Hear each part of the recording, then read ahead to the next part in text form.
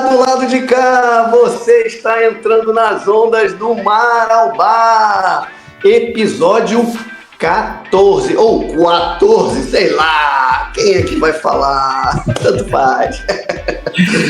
Eu sou o Felipe Barbalho e eu apresento este podcast toda semana com meu primo querido Marcelo, que é o Mar, eu faço parte do Mar. Fala galera, episódio 14, lembrando a vocês, né, que a gente está aqui, o do Mar ao Bar é um podcast, videocast, um bate-papo que une os temas do futebol com o mundo corporativo. Futebol, esporte, como tudo, mas mais o futebol com o mundo corporativo de uma forma leve, porém com muitas reflexões, muitos insights para você que vê aqui, ouve a gente no Spotify, levar para casa, aplicar na empresa, aplicar na vida, enfim, e levar para suas resenhas aí do futebol, do dia a dia. Os nossos episódios são sempre no YouTube e no Spotify, lançados sempre aos sábados até às 23h59, pode ser qualquer momento, qualquer hora. E estamos também nas redes sociais, no Instagram, como do Mar ao Bar Oficial, e no TikTok do Mar ao Bar também. Então, vai lá no YouTube, no Spotify, se inscreve, vê os vídeos, comenta, compartilha. O comentário de vocês é fundamental para fazer isso aqui ficar mais legal. E estamos aqui indo para o episódio 14.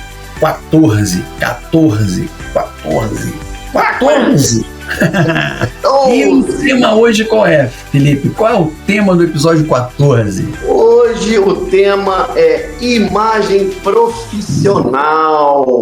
Como nós misturamos sempre, relacionamos o futebol com o mundo corporativo, esse é um tema que diz respeito a trabalhador, tem que cuidar da sua imagem profissional, não é só a roupinha que veste, mas também como ele aparece para os outros, qual é a sua imagem, qual é a impressão que ele deixa. Primeira impressão é que fica, as primeiras impressões. Vamos debater isso e também vamos também dar algumas dicas de como você pode construir essa sua imagem profissional, quais cuidados você pode ter. E quando pensamos no tema desse episódio, me veio logo à cabeça uma frase que dá título a um disco, olha que coisa velha, ao CD, na época na verdade era um CD, um álbum do grande Falcão, aquele cantor brega, que tem um álbum dele bem memorável, que é Dinheiro Não É Tudo, mas é 100%. E aí, sempre pensando em imagem, tem aquela logo slogan da Sprite, que é imagem é tudo, né? Tem toda essa questão de imagem é tudo, não é, como é. Então aí eu cunhei a frase, imagem não é tudo, mas é 100%. Com certeza. Então, é aquilo. O desempenho, claro, em qualquer profissão é muito importante. Você tem que desempenhar, você tem que, como é um termo hoje em dia muito usado, você tem que entregar. Você tem que entregar. O que é o básico, pelo menos, do que está no seu escopo de função, você tem que entregar, tem que ter um desempenho bom. Muitas vezes você tem que ter um desempenho acima da média, bem acima da média, você tem que buscar isso, a gente sempre bate nessa tecla aqui, para você buscar isso com a sua saúde mental em dia, claro. Mas a imagem também no mundo corporativo e para os jogadores de futebol, para quem vive no mundo do futebol, é muito importante também, porque não é só você desempenhar.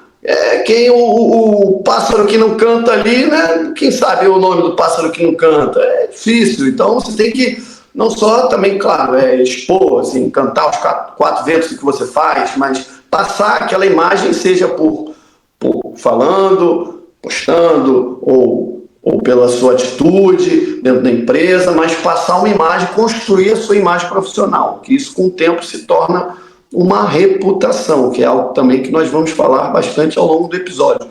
Então a minha primeira questão, a minha primeira pergunta para Marcelo, já cortando todo o blá blá blá, é o seguinte: Marcelo, a imagem é o craque da carreira?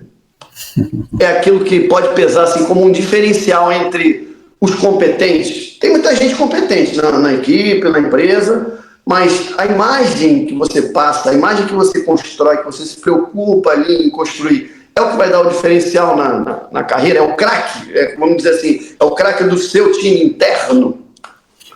Olha, Felipe, é um dos fatores muito importantes, né? Acho que, como você já começou a falar aí, né?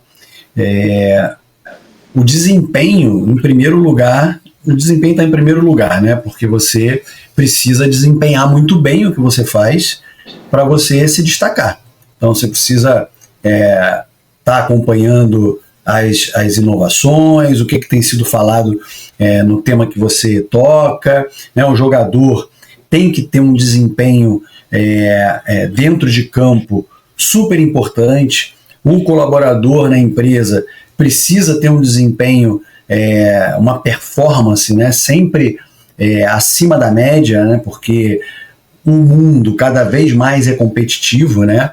E a imagem é um ingrediente muito importante, muito importante. Então, o jogador precisa ter uma imagem fora do campo que ajude a ele nesse desempenho, nesse contexto todo dele de profissional. Porque essa imagem impacta contratos, impacta patrocínio, impacta muitas vezes uma convocação, né? Uma convocação para a seleção que ele vai jogar. Quantas vezes a gente já viu aí jogador sendo cortado de convocação por conta de uma bobagem que fez fora do campo e impactou a imagem dele, ali ele está representando a camisa da seleção dele. E o profissional também precisa se preocupar muito com a imagem dele na forma como ele se comunica, na forma como ele se posiciona nas reuniões, se posiciona nos projetos, como ele lida com o seu entorno, com as pessoas que ele negocia, com as pessoas que ele lida o tempo todo, né? Então, eu diria que a imagem é um dos craques, no mundo corporativo e no futebol, né? A gente a gente estava até falando, né? Imagem e reputação, né? Uma boa imagem constrói uma boa reputação, né? A reputação é uma consequência, né? A imagem é uma das coisas que constrói uma boa reputação. E então imagem, a gente precisa deixar muito, muito claro para as pessoas que a imagem não é a forma como você se veste, não é a forma como você só se apresenta, né? Então você precisa também se preocupar com isso de acordo com o ambiente que você vai, o ambiente que você está, se adaptar. Você precisa saber se adaptar, tanto na forma como você se comunica, como você se posiciona, mas a sua imagem hoje, cada vez mais, essa é uma questão muito discutida por conta da diversidade que nós temos hoje. Então, né, quando que há uns anos atrás um executivo podia ter o braço todo tatuado, ser cheio de tatuagem, né? E agora, para quem não está vendo nosso podcast, quem está só no Spotify, o Marcelo está exibindo suas tatuagens. Exatamente. Executivo com tatuagem, olha. Exatamente. Então, quando que poderia ter uma tatuagem, né? Não tem muitos anos, hein, Felipe? Quem tinha tatuagem era totalmente discriminado, se associava à marginalidade, né? E hoje não. Então, algum tempo atrás, muitas empresas tinham que usar terno, o tempo todo terno. Hoje em dia você vai com uma camisa normal, né? Sem ser um blusão, você pode ir de jeans, pode ir de tênis. Então, não é o que você veste, não é a roupa. É como você se apresenta, como você se comunica, e como você falou, como que você vende também a sua imagem, como que você coloca na rua, coloca o teu bloco na rua, vendendo as coisas que você faz. E aí não é só falar, com as tuas atitudes, com os teus resultados, né? A gente tem eu tenho dois exemplos assim que a gente pensou aqui, de bons exemplos onde a imagem é um craque. No futebol, Cristiano Ronaldo, né, a gente já falou dele aqui em outro momento, né? Mas é um cara que é super talentoso, disciplinado, mas além disso ele construiu uma imagem do atleta, né? Ele construiu a imagem do atleta. Então, qualquer um que hoje fala assim, me cita um atleta, Cristiano Ronaldo. Ele é muito mais do que um jogador de futebol, né? É aquele cara dedicado, disciplinado, influente. E aí a gente vê o que isso resulta, né? O cara tem centenas, dezenas, sei lá, de patrocínios. A imagem dele, ele se preocupa tanto com essa imagem, que também já foi polêmico em algum momento, né? Teve aquela entrevista uma vez, não lembro se foi na Copa ou foi a Olimpíada, sei lá, colocaram um refrigerante em frente a ele, que era o patrocinador do evento, e ele tira isso aqui faz mal, não sei o quê, de tão preocupado que o cara, ele não quer estar associado àquela marca, aquilo ali não... Então é isso, é a preocupação do... Minha imagem, a imagem dele é tão forte que virou uma marca. O Cristiano Ronaldo é uma marca. Então ele tem assinatura na chuteira da Nike, ele tem coleção, ele tem um monte de coisas que virou... É tão importante que a imagem dele virou uma marca. E no mundo corporativo, a gente também tem um exemplo legal, que é da Luísa Helena, que é a Luísa Helena Trajano, né, que é a CEO, a presidente, a fundadora e tal da Magalu, da Magazine Luiza, né? Que também é uma imagem muito forte de liderança humana, de proximidade, de inspiração, é uma executiva que é muito vanguardista, né? Lança sempre coisas novas, tem uma história incrível, né? Construiu uma história incrível, não tem medo da polêmica, né? Há pouco tempo atrás teve a questão das vagas só para pessoas pretas lá na Magalu, acho que era estágio, alguma coisa assim, e ela foi em frente porque ela tem muita convicção no que ela acredita. Então, imagem é craque, imagem é fundamental dentro desse contexto todo, né? É bem importante porque muita gente, há bem pouco tempo atrás, deixava isso um pouco de lado, achava que só a competência, só o desempenho iria garantir um bom lugar no mercado. Tudo bem, você, ao longo de uma trajetória, você constrói uma reputação que organicamente a sua imagem acaba sendo construída pelos outros também de uma forma positiva. Mas nem Jesus agradou a todos, então você tem que se preocupar com a tal da comunicação.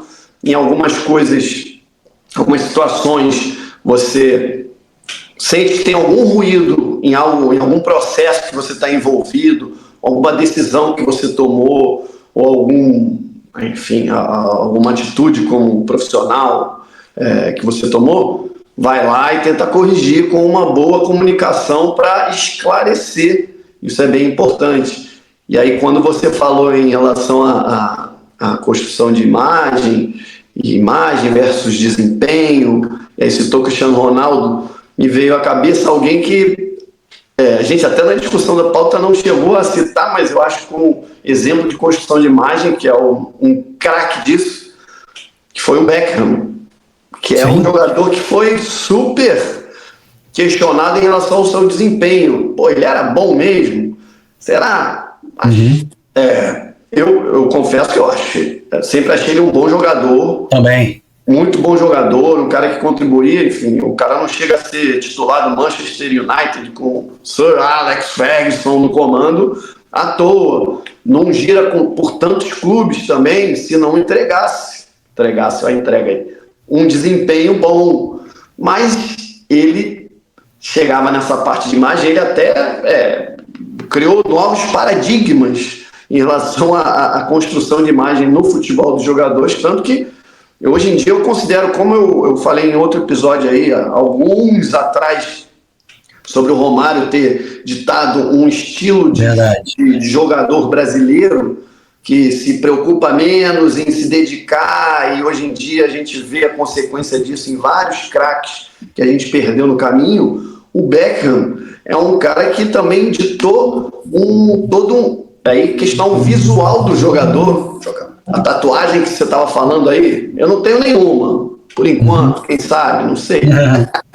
Mas a questão de tatuagem do jogador, quem é novo talvez não saiba, mas os jogadores não tinham tatuagem até alguns anos atrás. Verdade. Não existiam tantas tatuagens. Hoje em dia você vê um jogador, o Cristiano Ronaldo não tem, aí também é por questão da construção da imagem dele, não tem porque ele é doador, tem toda aquela questão de não, né? Então, a questão de tatuagem, mudar penteado a cada jogo, isso que o Wesley do Flamengo, um jogo tá pintado de louro, outro jogo tá todo raspado, outro jogo tá com...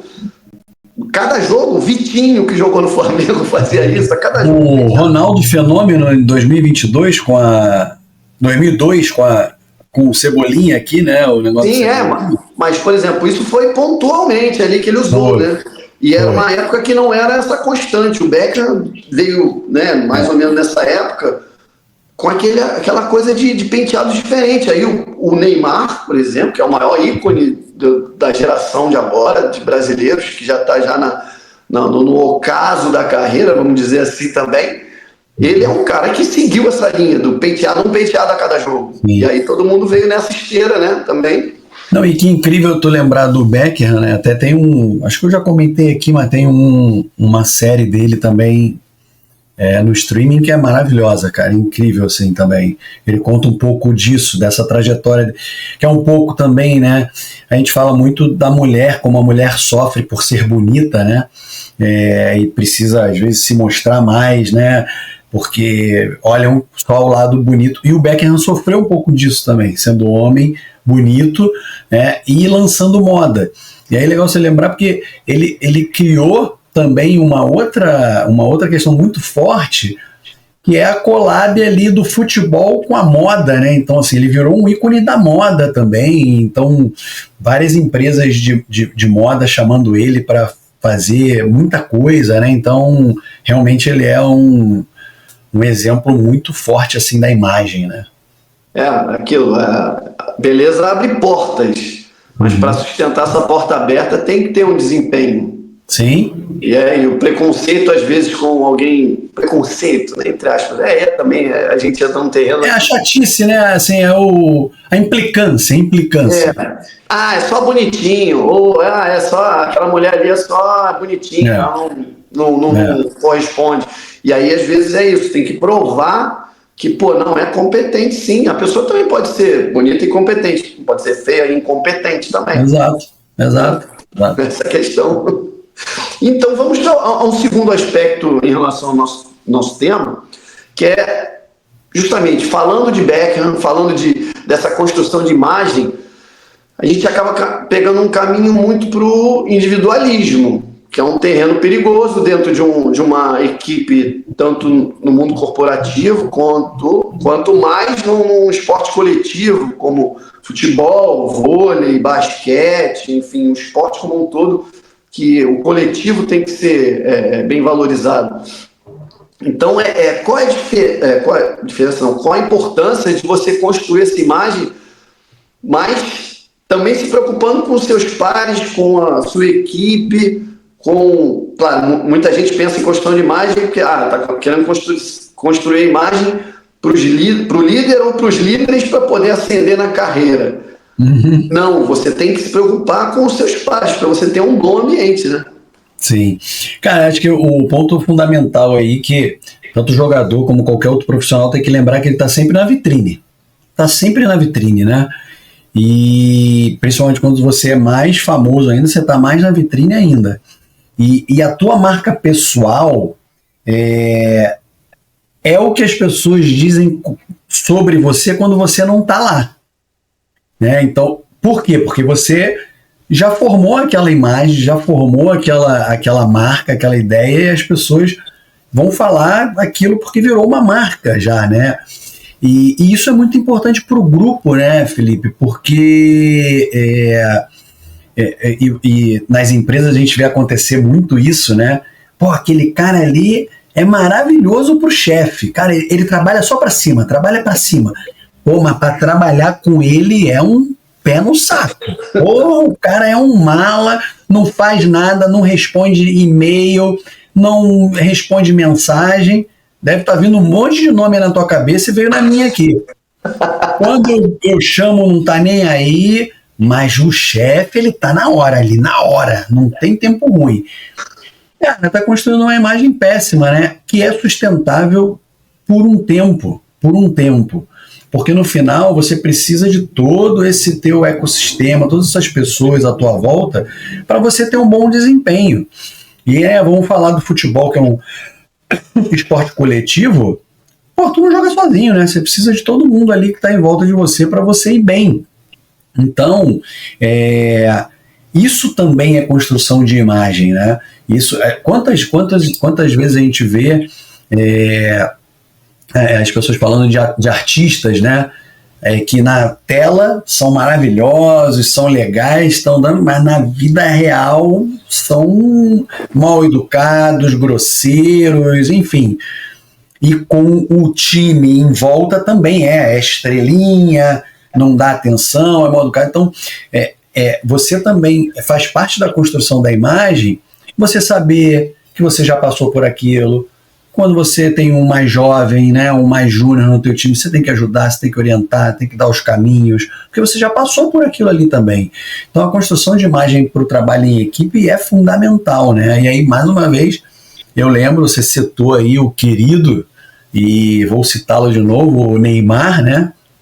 Adulto Ney, que, cara, é uma péssima imagem, né? Assim, o cara tinha tudo para ter uma imagem maravilhosa, né? Ele é indiscutivelmente um dos maiores talentos do nosso futebol, ou do futebol mundial, né?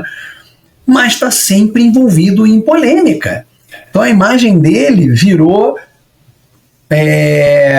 sinônimo de polêmica. Tava vendo até esses dias aí que passaram, mandei até para você, o craque Neto, que agora tá pegando no pé do Neymar pra caramba, né? Porque o Neymar foi pegar no dele, agora o Neto não perdoa, listando ali, poker, ok, o negócio lá do jogo lá do Eagle, sei lá, não sei nem o nome do negócio lá, que ele é presidente lá do novo campeonato, ok, carnaval, hã?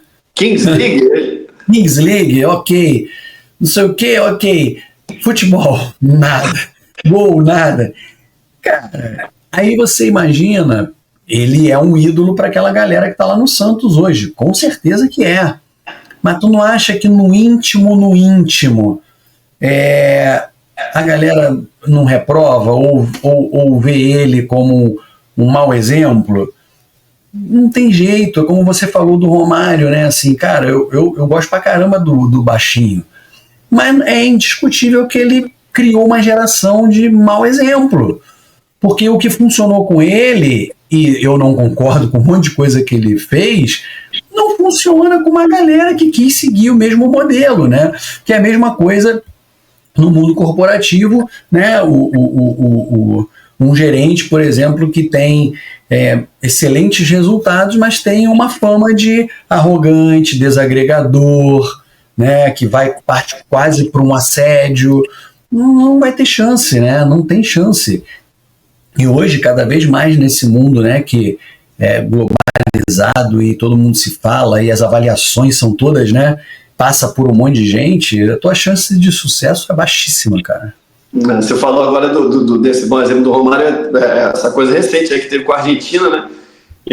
A influência que ele teve mesmo fora de campo, muita gente depois discutiu isso. De chegar no Rafinha e falar, ei, porrada neles e tal, e aí falar, porrada. Mas, pô, o baixinho, quando rolava isso, ele ia pro pau lá, contra o Chile, lembra aquelas eliminatórias lá que deu a treta lá pra Copa? Ele foi lá e brigou, e foi expulso logo no começo, e teve que encarar, e foi lá. O Rafinha falou, aí quando chegou dentro de campo, cadê? Os caras foram lá, e ele... Aí não casa muito, né? Mas e aí outras duas coisas que você falou aí, enquanto você estava falando, aí eu fui pensando, questão, quando entra o chefe, que nem troca de e-mail, né? Na equipe, aí todo mundo, aí o cara tá lá na dele, aí o chefe fala um negócio, aí vem o e-mail por cima, pois isso aí, temos que ver. Era isso que eu tinha pensado. Exatamente. Não pode confundir imagem com baba-ovo. Não. Não dá. É um terreno aí perigoso. E uma questão de você falou de criar, aliás, que é esse ponto aqui da questão de criar imagem entre os seus pares. Você não acha que também, aí é outra questão que não estava entre o que a gente tinha levantado para a pauta, mas você não acha que o Gabigol, a saída dele do Flamengo, não evidenciou que a imagem dele com os outros ali, eu pelo menos percebi isso, que no discurso todo mundo, pois é, ele vai embora e tal, mas ninguém estava ali. Com certeza, isso aí ficou muito, muito claro. E aí entra numa coisa que eu lembrei quando você estava falando, que é o limite da tua venda da tua imagem também, né? Eu lembrei do episódio profissional aqui também, que tinha uma pessoa que, o cara se vendia de uma tal forma, cara. Meu Deus do céu. Que é o que eu falei, assim. E no dia a dia, não entregava nada. E uma hora essa máscara cai, né? E o Gabigol, cara, sem dúvida alguma, e já tinha escutado o bastidor, ele era um cara muito difícil de lidar. Assim, quem trabalhava no staff do Flamengo tinha muita dificuldade. Por exemplo, o pessoal de marketing, tem uma publicidade. Pô, o cara não quer botar uma camisa, não quer não sei o quê. Então, acho que foi até meio um alívio, assim, para uma galera ele ter vazado, né? E a gente falou dele em outro episódio, tá se comprovando aí o desempenho péssimo, né, cara? O cara não tá fazendo nada no Cruzeiro, uma parte aqui, tá fazendo nada, absolutamente nada. Não estamos secando não, mas... Não, que melhore, são tempos ruins. Continua assim. E aí a questão dele, assim, até entra em algo aqui que a gente pode também até amarrar com um profissional que faz que linka com o episódio nosso anterior, o episódio 13 de Limite do Erro, também um pouco, que é depois que o profissional, o jogador comete uma falha, tem uma falha grave, comete um erro bem assim comprometedor, a reconstrução da imagem, né? Como a pessoa, a importância de assumir a culpa ou ficar naquele limiar de, tudo bem, ninguém erra sozinho. Em muitos contextos, o erro não é individual. Apesar de parecer individual, não é individual. É um erro que um coletivo leva àquilo. O quanto de assumir a culpa, matar no peito e sem apontar dedos para possíveis erros de outros, de processos e tal, é válido ou não? O cara também tem que chegar e falar, mas olha, eu errei nisso, mas o que me levou a errar nisso foi esse processo aqui, ou, eu recebi essa informação dessa pessoa, ou como é que é isso, quão delicado isso é para você conseguir reconstruir essa imagem? Cara, é fundamental você sempre assumir teu BO, né? Tua parte nesse contexto. E nessa reconstrução de imagem também, não querer colocar na conta do outro, né? A pior coisa, cara, é você estar numa reunião e tá lá, surgiu um problema. Mas foi por conta do Felipe. Felipe que... filho, aí caceta, né, cara? Qual quebra? Pede pra sair. Então, reconstruir a imagem, né, é muito complexo, Felipe, porque passa muito muitas vezes, pela confiança, né? Então, dependendo do que você fez, você quebrou a confiança de alguém, né, com alguém. Muitas vezes o que você fez mostrou o seu verdadeiro lado. E hoje, nos dias de hoje, com rede social principalmente, né, tem que tomar muito cuidado, cara, porque você está o tempo todo exposto. A gente que não é nada, que não é famoso, que não é nada, a gente está correndo risco. Imagina quem é um jogador de futebol, né, que já tem um nome e tal, um CEO de uma empresa, um VP de uma empresa, tem que tem muita preocupação com o que fala, com o que faz, é o tempo todo, 24 horas ligado, né, cara? Porque tá ali alguém esperando para pegar teu erro. E tô falando, eu lembrei que um cara que não estava na pauta também, que para mim é um exemplo aí recente de boa imagem e de assumir e tal, o Diego Ribas, né, cara? Diego Ribas passou no Flamengo muitos maus bocados, cara. Muitos maus momentos. E ele ia lá, ele pegava, dava entrevista e falava: hoje o time jogou mal, eu joguei mal, não foi bom, precisamos sentar, refazer tudo. Para mim ele foi, né, a gente fala, né, o nosso capitão aí durante um bom tempo, e o cara é um exemplo, assim, de como a trajetória dele levou ele para um patamar que acabou de parar de jogar futebol, recebeu aí uma homenagem lá no Werder Bremen, né? Absurda, assim, marcou a história do clube e vem aí, né, trabalhando como comentarista, tem o podcast dele, escreveu o livro, tá dando palestra, construiu uma imagem maravilhosa, né, e assumiu os seus BOs ali quando ele tinha que assumir, né. Olha, eu ainda vou fazer um clipe vou botar todos os nossos episódios na inteligência artificial aí, vai selecionar todos os trechos em que falamos sobre Diego Ribas, fazer um clipe e mandar lá para a produção lá do podcast dele. Quem sabe ele manda um recadinho pra gente qualquer dia, hein? Ó. Boa, verdade. Eu tenho foto com ele no aeroporto, né, cara? Pô, olha aí. Muito bonito, cheiroso, cara. Pô, o cara é realmente um exemplo. Pô, agora, você falou aí em relação à quebra de confiança, né? Um erro e tal. Quebra a confiança, aí eu vou agora só dar essa pitada final com uma máxima que minha mãe sempre falou comigo, e é algo que eu até falei esta semana com minha filha, minha caçula, Luísa, um beijo, e que é o seguinte: confiança é que nem que é uma pecinha de cristal, que não né? É uma pecinha de cristal. Se você racha, meu irmão, para você... Às vezes você pode tentar remendar e tal, porque uma quebra de confiança é algo que, para a imagem da pessoa com a outra, ou com o grupo, né, ou com a empresa, é difícil reconstruir. Totalmente. Tem que ter muito cuidado. E é isso, falando em erro, vamos agora, temos um ótimo gancho, amarramos aqui esse tema que hoje falamos sobre o quê? Imagem.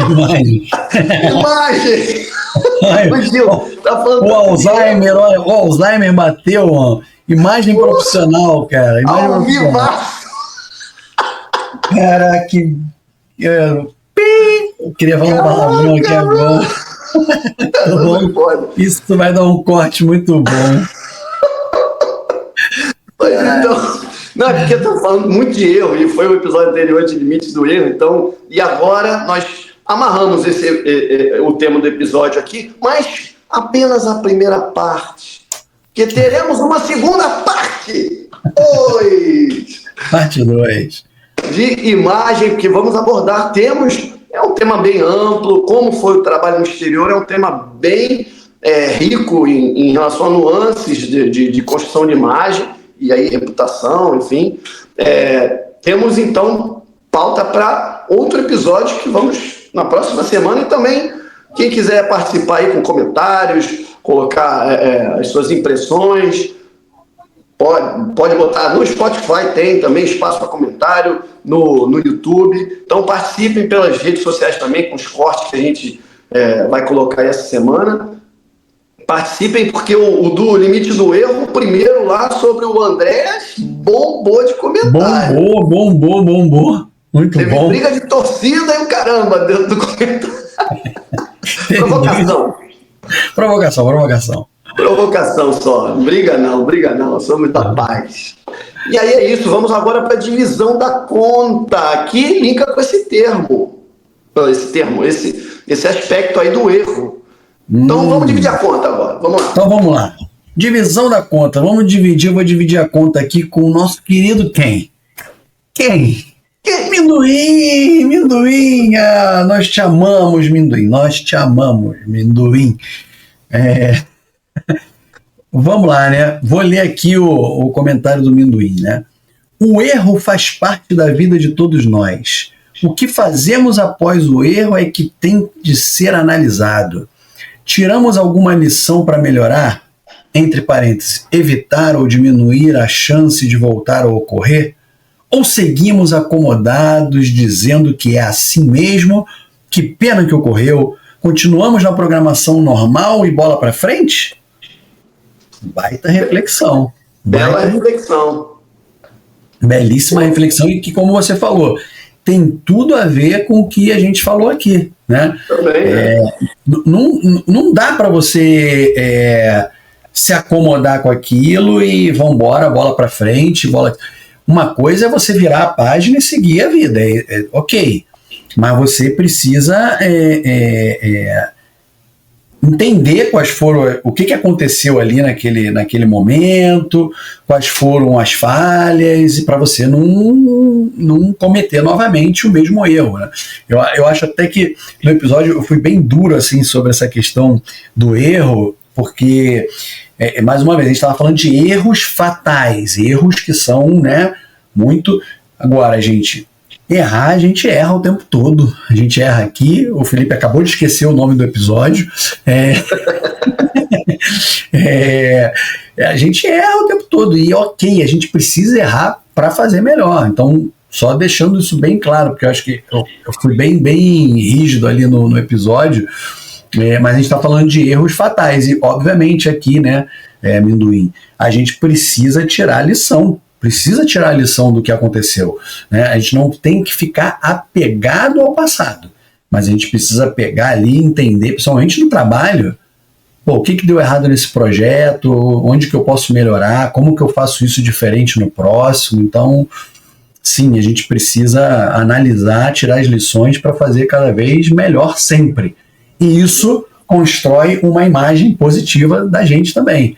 É muito legal. Cara, uma coisa que falta muito no mundo corporativo é a humildade, né? E eu acho muito bacana quando, eu e você somos colegas aqui de trabalho da mesma área. Felipe, cara, que errei, cara, foi mal, não era para ser assim, era para ser... Cara, tu constrói uma relação tão verdadeira, cara, porque eu abro a possibilidade de você agir comigo assim também, né? Eu te dou a oportunidade de você também ser sincero, ser verdadeiro, transparente comigo, e a gente vai só construindo coisa boa daí para frente, né? Exatamente. E eu vou agora dividir a conta com o Fernando Barbalho, o nosso participante, comentarista, tudo. Espectador assíduo. Nosso parente. Nosso parente, claro. Mais importante, como ele falou no episódio que ele teve aqui, o mais importante de tudo é ser primo do Marcelo e irmão do Felipe. E Isabela, também te amo. Mais importante de tudo. Brincadeira, também te amamos, ó. Já não aguento. Olha aí, vou dividir a conta aqui. Fez logo duas perguntas. Ele fez duas perguntas. Ele, além de comentar, fez também duas perguntas. Então, vou responder uma aqui que ele, na verdade, ele fez um comentário e meio que jogou no ar ali, porque também foi uma questão que ficou em aberto quando eu falei do Cerezo, que cometeu um erro. Cerezo, que está nesse livro aqui, vamos fazer uma merchandising de novo. O Felipe está mostrando o livro Anatomia do Sarriá. Isso. Aqui está no Spotify. Brasil, de 1982, Brasil-Itália, livro que eu traduzi aqui do italiano. E quando falei do Cerezo, que depois não teria sido, o limite do erro dele ali foi imperdoável, não foi para a Copa de 86, que ele não teria sido convocado depois. E aí ele põe aqui, Cerezo, salvo engano, não foi sequer relacionado na pré-convocação do Tele para a Copa de 86.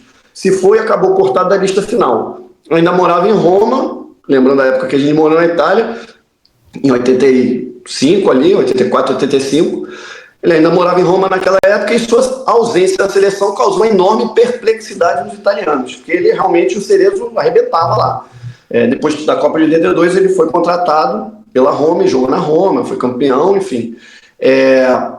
Aí eu fui pesquisar para responder, para não amarrar isso daí.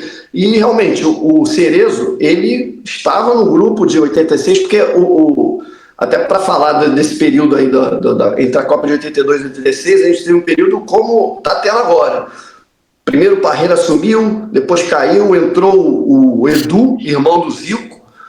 Edu treinou por 3 jogos no Brasil e depois entrou o Evaristo Macedo, bateu de frente com os medalhões ali, o Sócrates e tal, e aí voltou o Tele. E aí, em meio à eleição também na CBF, Otávio Pinto Guimarães, quem é dessa época lembra aí da treta toda, que era essa época aí da CBF também. Então, o Cerezo foi convocado, só que ele estava machucado no adutor. Então ele chegou a treinar na Toca da Raposa, que era uma concentração que se usava, a seleção brasileira usava também a Toca da Raposa, porque o Tele era técnico, era, né, também lá de Minas muito. Então ele foi relacionado e tal, mas na hora da lista final ele estava machucado ainda e foi cortado ele e o Dirceu. O Zico e o Sócrates seguiram, o Zico mesmo machucado, claro, o Zico era o camisa 10 e tal, continuou para a Copa de 86. E aí tem até uma história que aí o Cerezo ele, jogou 15 dias depois da lista final ali, ele ainda provando que ele poderia ter jogado a Copa, ele jogou lá pela Roma, fez gol em final contra a Sampdoria, e aí só que com o corte dele na Copa de 86, ele ia para o Milan, e aí não pôde, um contrato milionário que ele ia ganhar, aí não pôde ir para o Milan. Acabou indo para a Sampdoria, que a Roma ganhou da Sampdoria na final da Copa da Itália, nesse meio tempo aí. Uhum. Foi para a Sampdoria, arrebentou, foi campeão pela Sampdoria. Eu acho que foi o único título da Sampdoria. Loucura, né? Jogava muito. Uma baita história, né? E a outra pergunta dele, aí bem rapidinho aqui, quais as outras opções para a armação do jogo que existiriam dentro do alcance financeiro do Flamengo? Que nós falamos muito de Andrés Pereira, e aí descartando o Andrés Pereira, ele falou, tá bom, então quais outras opções? Eu vou falar no tom dele, quais outras opções para a armação de jogo? Tá, né? Então eu vou responder. Pergunte ao Boto e ao Felipe Luiz. Eu não tenho essa resposta na ponta da língua, não. Boa. Não somos treinador, não somos diretor técnico. Eu vou falar aqui, De Bruyne. Bom, vai ficar mercado aí, pronto. Aí, prontinho. Se ofertar, ele vem pro Flamengo. Pronto. E agora vamos pegar essa onda aí? Bora. Vamos embora. Surfar a onda aí. Vambora. Indica aí você primeiro, vai lá. Eu indico o canal do professor... Canal não, o perfil do professor Dado Schneider no Instagram. O professor Dado Schneider, depois a gente vai colocar o arroba lá, né, dele. Mas o professor Dado Schneider é muito bom. Conheci esse cara numa Campus Party, que eu fui com o Pedro, meu filho. Filhão amado. Se eu não me engano, salvo engano, em 2014, e cara, o cara fazia uma palestra já muito diferenciada, com música alta, aí parava e aí umas letras assim na tela, cara, chamou a atenção daquela galera toda da Campus Party, né, os nerds todos assim se juntando para ver. Dali para frente passei a acompanhar ele.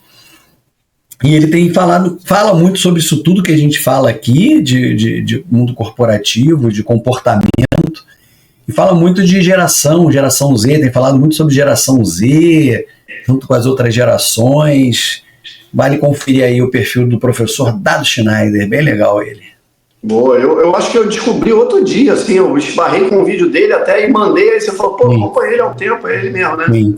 É ele mesmo. Muito bom mesmo. Bem legal. E agora eu vou indicar um canal que, por acaso, eu voltei a ver um vídeo essa semana, há um tempo que eu não vi, eu tinha uma época que eu acompanhava muito, que é o da Isabela Boscov, que é uma crítica de cinema, que agora eu tô aí com esses vídeos aí para quem me acompanha nas redes sociais. Eu indico um outro perfil aí, do Barbalho, dando dicas aí de filmes, hein?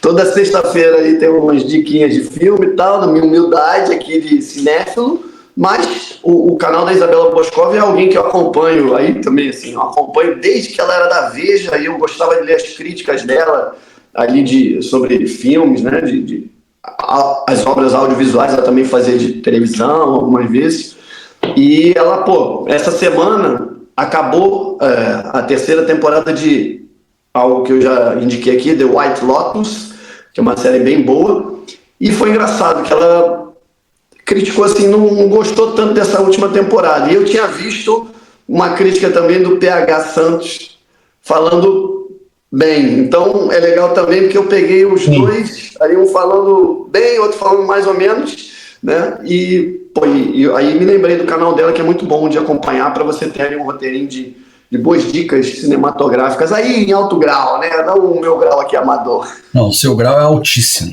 altíssimo. Vamos lá, e agora então? Vamos embora para saideira, hora de pedir a saideirinha para vazar. Bom, gente, aí lembrando que, né, mais um episódio maravilhoso aqui. Felipe aqui é nosso diretor, produtor, editor, podcaster. Já disse que vai ter parte 2. Lembrando para vocês que a gente está, então, nas redes sociais, estamos no YouTube, canal do Mar ao Bar.